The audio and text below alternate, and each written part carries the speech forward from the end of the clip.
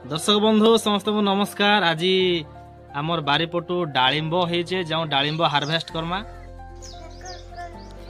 देखुन गछरे केते डालिंब होइचे गुड़ाक सब पाची गलान एटा तुलमा एटा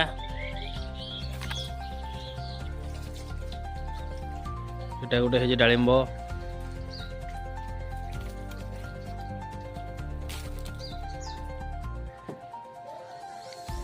एटा पूरा ठीक अच्छे। एटा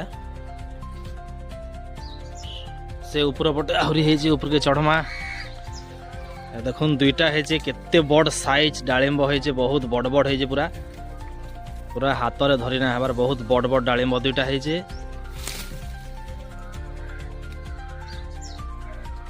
डालिंब धर काना एटा कहि दे तो डालिंब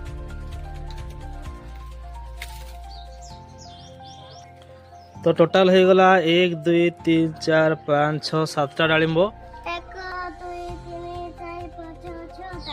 7टा डालिंब होला। गछरे भी आहरी 8 10टा हेजे तो एटा निहे पाचे पाचला पर हार्वेस्ट करमा।